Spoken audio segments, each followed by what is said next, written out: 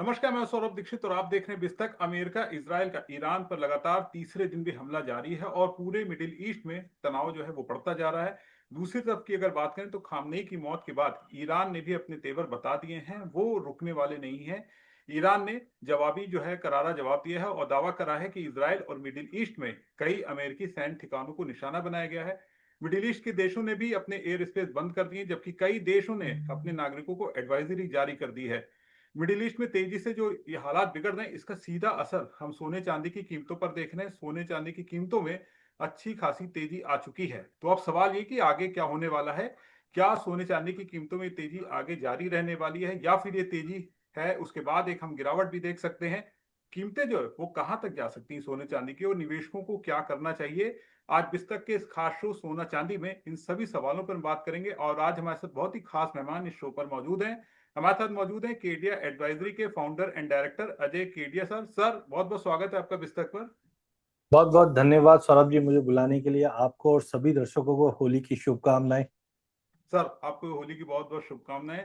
Sir, जो एक बड़ा सवाल है जो सबके मन में है कि अगर ये जो मिडिल ईस्ट में तनाव लंबा चलता है तो सोना और चांदी कौन से लेवल को टच कर सकते हैं, कहां तक जा सकते हैं? देखिए, फ्रैंकली अभी मार्केट में जो वॉलिटिलिटी है वो हम जानते हैं कि जियोपॉलिटिकल टेंशन से है। अब जी। सबसे बड़ा सवाल ये है कि जैसे रशिया यूक्रेन का वॉर था तब भी यही माना जा रहा था कि 4 दिन में, 6 दिन में, महीने भर में सलट जाएगा। बट आज मोर देन 3 इयर्स हो चुके हैं लेकिन अभी तक सलटा नहीं है। जी। बट अब जिस ढंग से जियोपॉलिटिकल टेंशन बढ़ा है वो एक बड़ा कारण है जिसकी वजह से गोल्ड बढ़ा हुआ है। जी। मुझे लगता है कि जो 5600 का लेवल इंटरनेशनल में हमने देखा था वो मुझे लगता है कि एक ऐसा लेवल रहेगा कि प्राइजेस उसको एटलीस्ट चेज करता हुआ दिखाई देगा। हालांकि डोमेस्टिक मार्केट में हो सकता है कि हम नए हाइस बनते हुए देखें। जिस ढंग से रुपए में गिरावट आई है, आज भी रुपया करीबन 36 पैसा कमजोर होकर 9140 पे पहुंच चुका है। तो जी। रुपए की कमजोरी भी डोमेस्टिक मार्केट को और सपोर्ट करेगी। तो मे बी अपन 180 185 का लेवल फिर से देख पाएंगे। बट ये भी ध्यान रखिए, अगर कहीं पे भी ये लड़ाई रुक जाती है तो उसका जो वॉर प्रीमियम है वो खत्म भी होता है। तो जी। वॉलिटिलिटी रहेगी, बट टाइमिंग तो मुझे लगता है 180 185 की रेंज में डोमेस्टिक मार्केट में गोल्ड जाता हुआ दिखता है। सर, वो जो रेट थे जो हम जनवरी लास्ट में देख रहे थे, चांदी 4 लाख के ऊपर निकल गई थी, सोना भी 2 लाख के करीब हम पहुंचता हुआ देख रहे थे। क्या अगर ये वॉर लंबा चलता है तो उस लेवल को भी तोड़ता हुआ दिख सकता है सोना चांदी? देखिए, सोने का जो हम बोल सकते हैं प्रॉपर्टी वो यही है कि कभी भी ऐसी अनसर्टेनिटी होती है तो सोने में बाइंग आती है। जी। लेकिन पिछले 4 5 सालों में हमने देखा सेंट्रल बैंक की भी बाइंग कंटिन्यू चल रही है डी डॉलराइजेशन के चलते। इस चीज को देखते हुए हमने रिटेल या ईटीएफ जो इलेक्ट्रॉनिक फॉर्म में हम ले रहे, देखिए इंडिया कभी भी सोना बाय नहीं करता था, जी। कंज्यूम करता था। लेकिन अब उनको भी समझ में आ गया कि इसमें निवेश भी किया जा सकता है। तो मुझे लगता है यस, अगर गिवन ये जियोपॉलिटिकल टेंशन कंटिन्यू चलता है, इसके अलावा भी काफी फैक्टर है जैसे सेंट्रल बैंक की बाइंग है, ईटीएफ की बाइंग है, साथ में इंटरेस्ट रेट को लेकर यूएस का क्या रवैया रहता है, ये सारे फैक्टर्स है। बट मुझे लगता है यस, अगर सबसे बड़ा तो फैक्टर अभी जियोपॉलिटिकल अगर ये रहता है तो मे जी। भी पॉसिबल है कि हम 5600 का लेवल तोड़कर 6180 तक का भी लेवल गोल्ड में देख पाएंगे, जो डोमेस्टिक मार्केट में लगभग 2 लाख 2 लाख 10 हजार के बीच में पहुंच जाता है। वहीं चांदी वैसे भी चंचल है लेकिन सामने वापस एक्सपायरी आ रही है जो हमने दिसंबर मंथ में देखा था, क्योंकि अभी संघाई में प्रीमियम चल रहा है $10 से $12 का, जो दर्शाता जी। है मार्केट में माल नहीं है। ग्लोबल मार्केट में टैरिफ की वजह से हमने देखा, और साथ में प्रोडक्शन वैसे भी कमी है। तो यस, हाई पॉसिबल है कि वापस हम नए हाइस की तरफ जा रहे हैं, बट कॉशियसली जा रहे हैं। जी। सर, जो अभी निवेशक है उनको क्या करना चाहिए? इस तेजी को देखिए, मुनाफा वसूली कर लेनी चाहिए फटाफट से या फिर होल्ड रखें, थोड़ा सा और इंतजार कर लें? तो अभी ये सवाल तो बहुत ही इंपॉर्टेंट इसलिए हो जाता है क्योंकि बहुत जनों से मेरे बात हुआ था कि पिछली बार जब 4 लाख चांदी आई थी तो हम बेचने गए थे, बट फिजिकल में माल बिक ही नहीं रहा था। जी। डिस्काउंट में जी। मतलब 50 50 हजार रुपये डिस्काउंट हो गया था। जी हाँ। तो मैं यही बताना चाहता हूँ, इतने ऊंचे भाव में खाली एक सवाल अपने आप से पूछना बेचने से पहले कि मैं अगर 3.5 लाख में 4 लाख में बेचने जा रहा हूँ तो लेने वाला कौन है। जी। तो मुझे लगता है कि जिस ढंग से भाव बढ़े हैं यहाँ पे लेवाली थोड़ी कमजोर हुई है। चाहे घर में शादी ब्याह भी है तो आदमी थोड़ी सी क्वांटिटी कम कर लेता है। तो मुझे जी। लगता है ऐसे टाइम पे थोड़ा सा अपने को प्रॉफिट बुक करना चाहिए, क्योंकि ये असेट क्लास ने 300% की तेजी चांदी में दी है और कम से कम 125% की तेजी गोल्ड में दे चुका है अभी तक। तो जी। यहाँ पे फ्रेश कोई भी चीज ऐड करना शॉर्ट टर्म के लिए खतरनाक है। हाँ, अगर आप 2 5 साल के लिए लेना चाहते हो, घर में शादी है या तो फिर भी ले लीजिए, क्योंकि फिर ये ऊपर नीचे जो हो रहे हैं वो आपको तकलीफ नहीं देगा। बट जी। अगर शॉर्ट टर्म के लिए तो अवॉइड कीजिए। लॉन्ग टर्म है, शादी है, तो बिल्कुल लेके चलिए उस चीज को। अच्छा सर, एक चीज और जानना चाहेंगे, जो तेजी आई है ये फिर क्या सिर्फ हम घबराहट वाली खरीदारी देख रहे हैं, या फिर एक जो लंबी अवधि की जो है ये रैली की शुरुआत हो चुकी है यहाँ से? देखिए, लंबी अवधि की शुरुआत तो देखो कंटिन्यू चली रही है। देखिए एक्चुअली ये जो रैली स्टार्ट हुई थी 2016 में स्टार्ट हुई थी। जी। 20 में कोविड आया तो थोड़ा नीचे भी आया, फिर ऊपर चले गया। आज 10 साल से तेजी चल रही है। तो यहाँ पे मुझे लगता है जो सबसे बड़ा स्ट्रक्चर चेंज है वो है डी डॉलराइजेशन। जी। जो इकोनॉमी को यूएस की ट्रेजरी पे बहुत विश्वास था, वो अब कम पड़ता गया, जिसकी वजह से हमने देखा कि डॉलर में बिकवाली बढ़ी और सोने चांदी में लेवाली। तो मुझे लगता है स्ट्रक्चर चेंज तो ऑलरेडी आ चुका है इसमें। हाँ, मेरा कंसर्न जो मैं आपको रोक रहा हूँ अभी लेने के लिए, क्योंकि अब इसमें लिवरेज मनी है। पहले जी। हम देखते थे कोविड के बाद इक्विटी में, निफ्टी बैंक निफ्टी में बहुत ट्रेड्स पड़ने लग गए थे। फिर वहां से अगर रिटर्न नहीं बना तो हमने इसको क्रिप्टो में जाते हुए देखा। हालांकि मैं क्रिप्टो ट्रैक नहीं करता हूँ, बट क्रिप्टो में हमने देखा 1.20 तक पहुंच चुका था। जी। वहां से क्रिप्टो 50% का करेक्शन लेता तो पैसा कहीं ना कहीं तो मूव करेगा। और वो मूव किया पिछले साल सोने चांदी में, और उसी के चलते वॉलिडिटी भी बढ़ते हुए देखी हमने, और प्राइस भी बढ़ते हुए देखा। अब जैसे ही अगर उनको कोई दूसरी अपॉर्चुनिटी बनेगी, तो हो सकता है एक बड़े करेक्शन की तरफ भी सोना चांदी वापस आ जाए। बट जी। टाइमिंग, जियोपॉलिटिकल टेंशन और डी डॉलराइजेशन, ये एक सपोर्ट कर रहे हैं। और बड़ी रैली हो चुकी है एक बार। थोड़ा सा ऐसा नहीं, मैं शॉर्ट की कोई सलाह दे रहा हूँ। मेरा जी मानना है कि करंट लेवल से आप लॉन्ग टर्म विजन अभी मत बनाइए, करेक्शन के बाद बनाइए।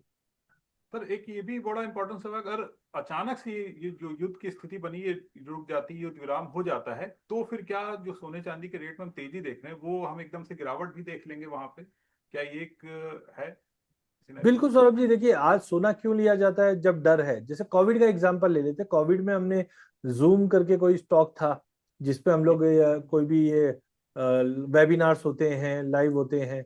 फिर नेटफ्लिक्स था, तो वो समय में क्या हुआ, तुरंत स्टॉक बढ़ गए।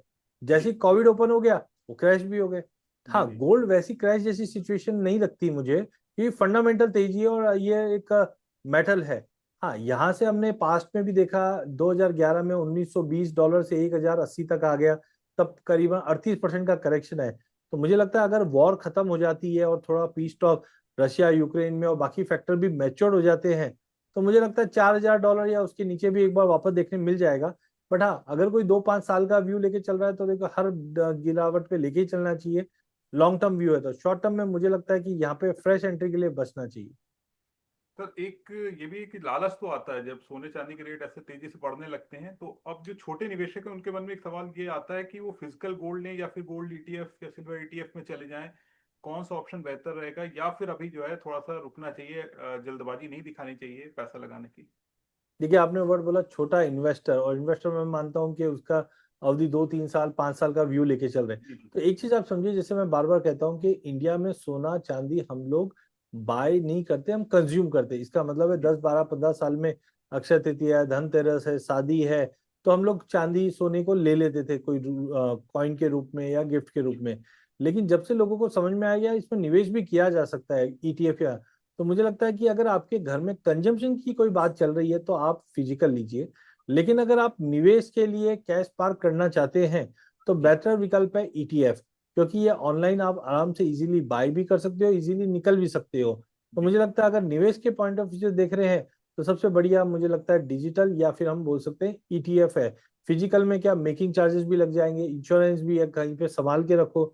डिजिटल होने का बेनिफिट ये भी है कि कस्टडियन एएमसीज है, वो आपके बिहाफ पे उस चीज को सेव करके रखती है। तो आई जी। थिंक अगर आप निवेश कर रहे हैं तो ईटीएफ इज बेटर। सर, एक ये भी बड़ा वो आ रहा है कि हार्मूज जल डमरू जो मध्य में, अगर वहां पे सप्लाई बाधित हो जाती पूरी तरीके से, तो फिर तेल और सोने की कीमतों में क्या और हम बहुत बड़ा उछाल देख लेंगे? देखिए, अगर सेंट्रल बैंक, जो मैंने समझा आपसे कि जी। सेंट्रल बैंक की देखिए बाइंग है वो डेफिनेटली चल रही है। अगर माइंस को भी अगर हम देखें तो कैपेक्स पिछले कोविड के बाद से बहुत कम हो गया था, इसके लिए आउटपुट में थोड़ी कमी थी और भाव में तेजी थी। बट जी। मुझे लगता है जिस ढंग से भाव में तेजी आ चुकी है, कैपेक्स भी बढ़ता हुआ दिखाई देगा, और उसकी वजह से मुझे लगता है कि सप्लाई आने वाले टाइम में बढ़ जाएगी। हाँ, चांदी के केस में क्या हो रहा है कि क्लीन एनर्जी के चलते इंडस्ट्रियल डिमांड बहुत ज्यादा आ रही, चाहे ईवीस में बोलो, सोलार में बोलो। और वो मुझे लगता है कि चांदी आने वाले टाइम में और तेज हो सकती है। टेम्पररी हो सकता है करेक्शन आ जाए, जैसे अभी 40-45% बड़ी बात होती है सौरभ जी, जो हमने 28 जनवरी को देखा था।